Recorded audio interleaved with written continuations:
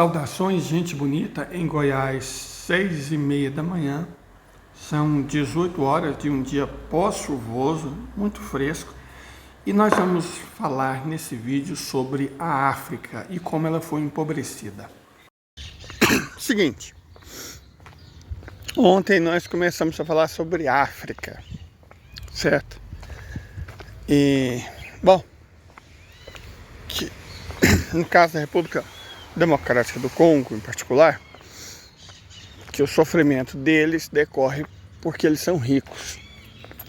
É estranho que um dos países mais pobres do mundo tenha na riqueza a causa da sua miséria. Mas isso acontece por quê? Porque, essencialmente, a civilização ocidental, desde o seu início, lá no começo do século XV, ela rouba dos outros. A Europa é um continente pobre. Então vamos começar com isso. A Europa é um continente pobre. Praticamente não tem ouro, não tem prata, não tem petróleo, não tem recursos naturais, não tem solo fértil. Tira ali a França umas manchas.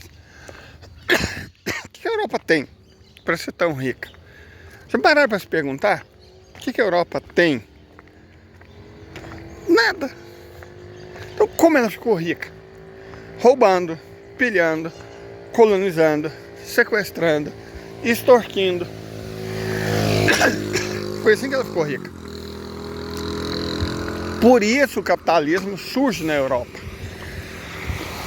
Muitos economistas, europeus, claro, né?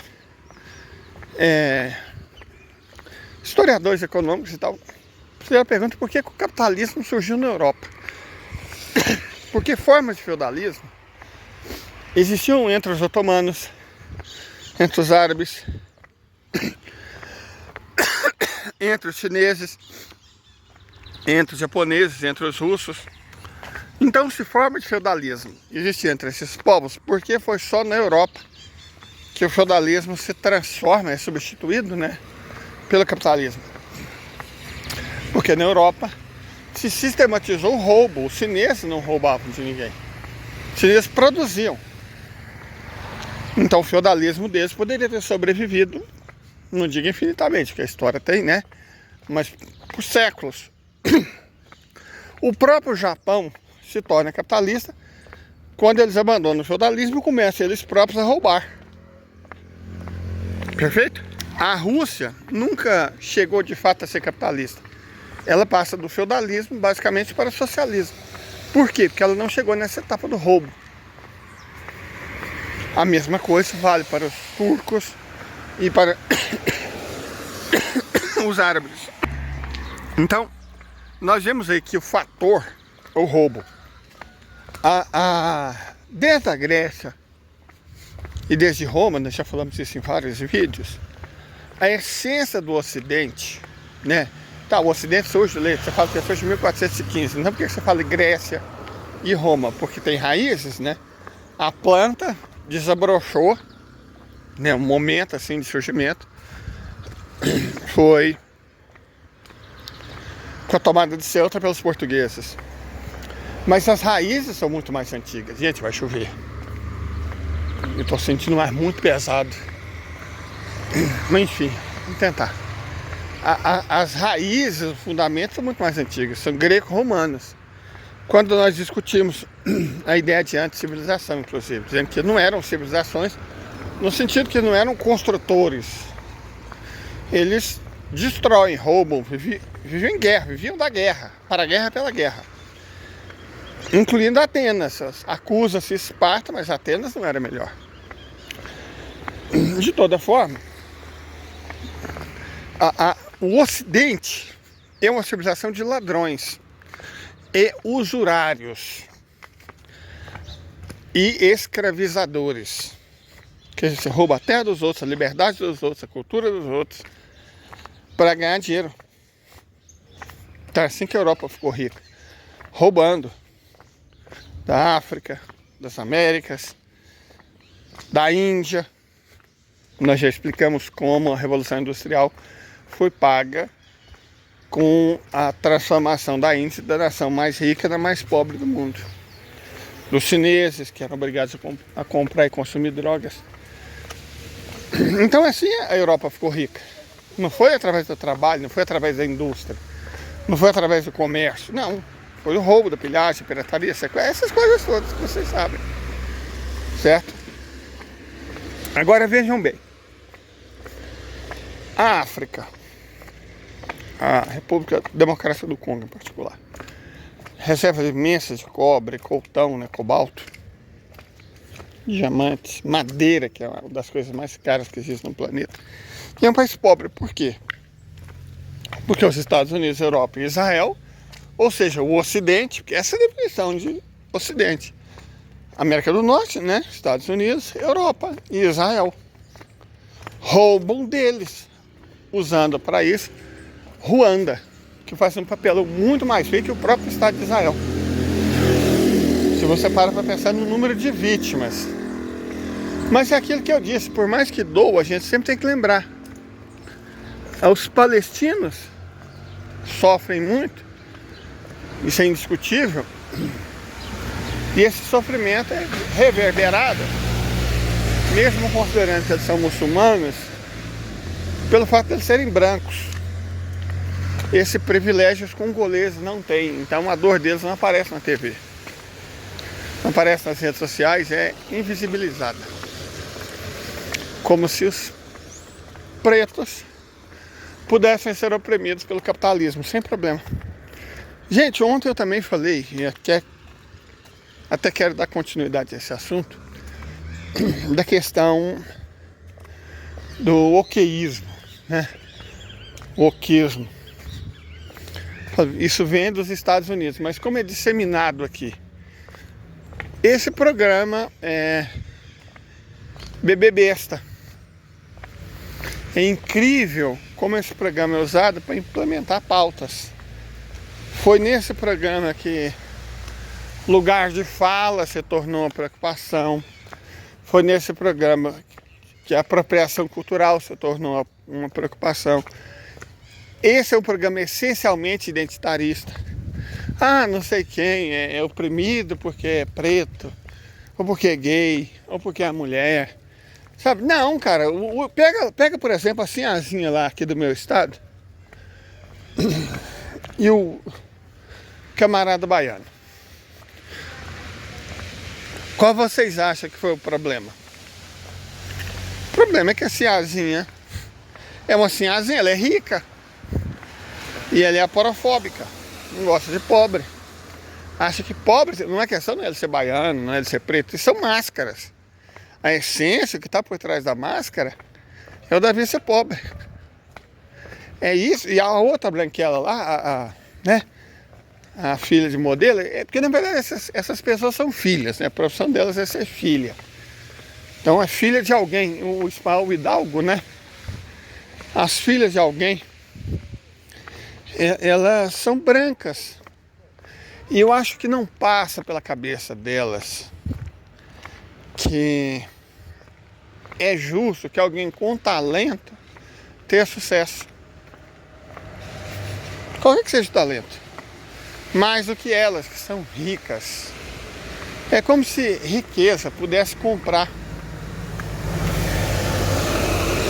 Né? A riqueza pudesse comprar fama. Que elas não precisam de fortuna. Elas herdaram. O problema delas, a frustração delas é não serem fama. É não serem alguém. Tentaram, principalmente a minha conterrânea, comprar isso de todas as formas. Certo? Comprar isso de todas as formas. Mas não adianta, cara. Você pode ter o dinheiro do mundo. Não rola. Certo? Não rola.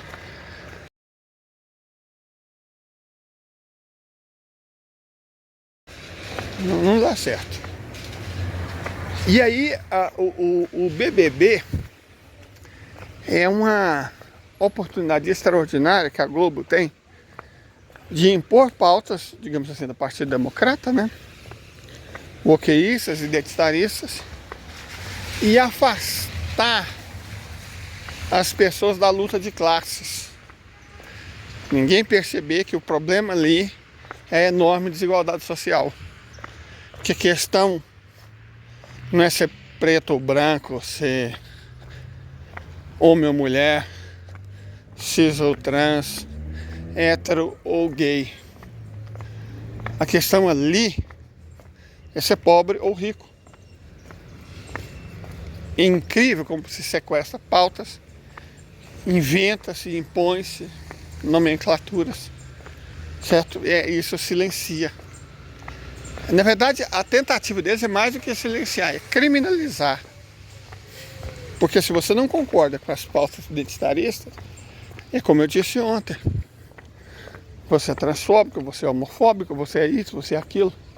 Ele já começa no adômino. Ontem eu contei pra vocês a história do cara que já chegou falando merda. Você tá usando isso como desculpa pra ser transfóbico. Eu já bloqueei, cara. Já cheguei bloqueando. Falei, não, cara, pelo amor de Deus. Para com isso. Deixa de ser cretino. E a pessoa vê a resposta da gente. Deixa de ser cretino, de ser calhorda. Porque se você já entra no argumento usando o ad hominem, né? Mas, enfim, o que isso tudo tem a ver com a África? Isso tudo é capitalismo, na sua forma ideológica. Porque os meus irmãos que fazem conteúdo marxista, que alguns são realmente muito bons, eles focam muito na questão da alienação. Quando eu falo alienação, é no sentido marxista, separação entre trabalhador e meio de produção. Que é uma coisa que eu acredito que eles vejam como sendo mais concreta. Como se o abstrato não fosse importante. Porque, em última instância, a ideologia é algo abstrato. Que a ideologia é um conjunto de valores e crenças que a classe dominante tenta passar à classe dominada como se fossem as ideias de toda a sociedade. Essa é a definição. Essa é a definição. Pera aí, gente. O trânsito aqui tá meio complicado. Esquina de duas avenidas é sempre um trem difícil. Ainda mais no horário escolar, que as pessoas estão indo pro serviço, né? O negócio aqui é tenso.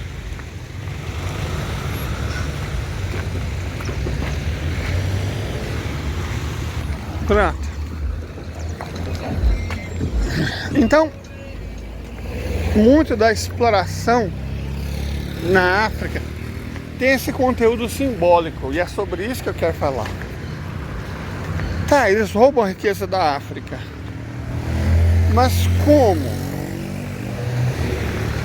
Quer dizer, eles chegam lá, podem fazer igual na República Democrática do Congo, na marra, usando milícias, grupos armados. É o roubo no seu sentido mais puro. Israel, Europa, Estados Unidos e Canadá garantem o governo de Ruanda, patrocinam, financiam, divulgam como se fosse um exemplo positivo o governo de Ruanda. O governo de Ruanda paga o M23 e o M23 expulsa as pessoas, escraviza, coloca todos para tirar o coltão. Esse é o sentido, digamos assim, mais brutal, mais parecido com o que houve no século XIX, no XVIII, no XVII, no XVI, no XV. Era assim. Era como acontece em Ruanda, né? Os ruandeses são os novos israelenses, os novos colonos americanos, os novos colonizadores portugueses e espanhóis. Agora é Ruanda, mas sempre teve alguém para fazer esse trabalho sujo, né? Então, mas essa é a forma, digamos, mais visível. Eu quero falar um pouco da forma menos visível, que é através da dívida.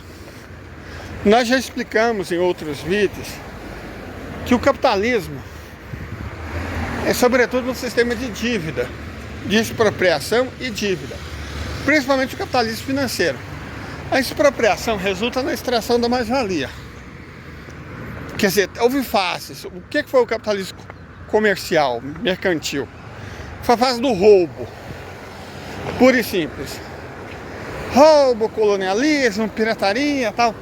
Aí depois foi a fase do capitalismo industrial. O que foi a fase do capitalismo industrial? Aí a expropriação do resultado do trabalho. Apropriação da mais-valia no sentido clássico. Agora nós estamos no capitalismo financeiro. E o que é o capitalismo financeiro? Não tendo mais terras e gente para roubar, quer dizer, de vez em quando eles acham, como República Democrática do Congo, tendo se desindustrializado e, portanto, ficou difícil extrair a mais-valia, agora resta o capitalismo a dívida. E a dívida é um negócio muito interessante. Nós já falamos também várias vezes que ela sempre vai crescer mais que o produto. Não interessa o quanto você produza. Sabe, salvo casos específicos, se a gente coloca no nível da sociedade, a dívida sempre vai crescer mais do que a produção.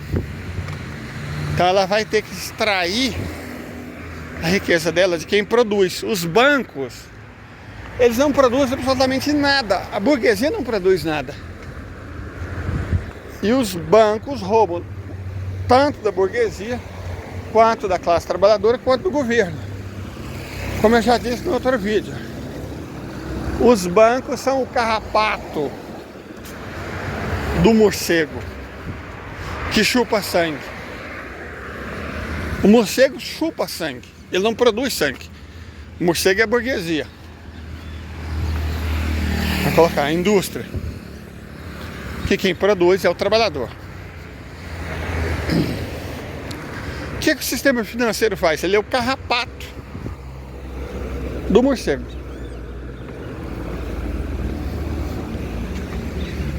E uma das principais armas do sistema financeiro é exatamente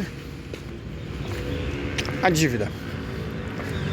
A dívida, você fala, mas se a dívida faz isso, por que com ela os Estados Unidos e a Europa, Canadá, Austrália ficam ricos e a África, América Latina, a Ásia fica pobre?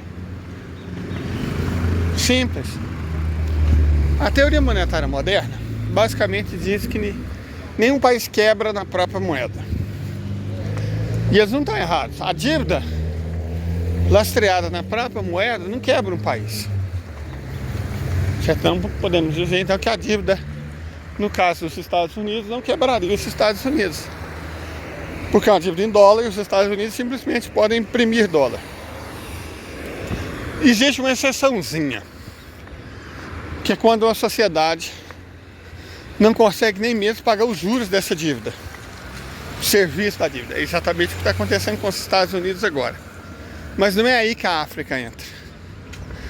A África e a América Latina, a Ásia, o resto do mundo, entra pagando dívida em moeda estrangeira. Os Estados Unidos podem fazer a dívida que quiserem, até um certo ponto, porque eles emitem dólar. A Europa faz a mesma coisa, porque emite euro. O Reino Unido igualmente, porque emite libra. Agora a África não. A África tem que pagar essa dívida com moeda dos Estados Unidos, com moeda da Europa. É aí que está o pulo do gato. Peraí, gente. Então vejam. Um país africano, ou latino-americano, ou sul-asiático, quer fazer uma ferrovia, ou uma rodovia, um porto, um hospital, uma creche, qualquer coisa. Pega dinheiro emprestado dos Estados Unidos, de um banco, né, americano, ou europeu, ou canadense, ou australiano, não faz, ou israelense, não faz tanta diferença. E aí, para pagar essa dívida, ela pega a dívida na moeda do país que emprestou e tem que pagar a dívida nessa moeda. Por exemplo, a moeda da República Democrática do Congo, eu nem sei qual é, aqui de cor, né? Mas eles pegam dólares emprestados E para pagar esses dólares, mais os juros, mais o serviço, eles precisam conseguir dólares. E eles entregam a riqueza deles em troca desses dólares. E é assim que funciona. Com o tempo, os Estados Unidos perceberam que não precisavam, ou acharam, né? Que não precisavam produzir nada. Era só fazer a intermediação. Olha os caras mais ricos do mundo. O que eles produzem? O que as empresas... Olha as maiores empresas do mundo. O que a Alphabet, o que a Google produz? O que a Microsoft produz? O que a Amazon produz? Não produz nada. Certo? Nada. O caso da Amazon é interessantíssimo. Ela realmente não produz nada. A Apple não produz nada. Ela paga os outros para produzir para ela. A Adidas, Reebok, não produz nada. Absolutamente nada. Não tem uma única fábrica. Laboratório de pesquisa, nem o marketing, até o design é terceirizado. Eles não produzem absolutamente nada. O capitalismo americano achou essa forma. Para que produzir? Certo? Vamos intermediar e vamos endividar. Vamos gastar dinheiro fazendo as pessoas acreditarem em marcas, não em produtos. Quando você compra um iPhone, você não está comprando um produto. Se estivesse comprando um produto, você comprava um Xiaomi. Você está comprando uma marca. Certo? Está comprando uma marca. É o direito de uso da marca, que vai te dar status. É isso que você está comprando. E os Estados Unidos nem produzem isso. É feito por chineses. Na verdade, o Ocidente inteiro parou de produzir, praticamente. Achou melhor colocar asiáticos ou até latino-americanos para produzir para eles. Eles só intermediam os negócios. E garantem que os países se endividem. Porque ao se endividarem,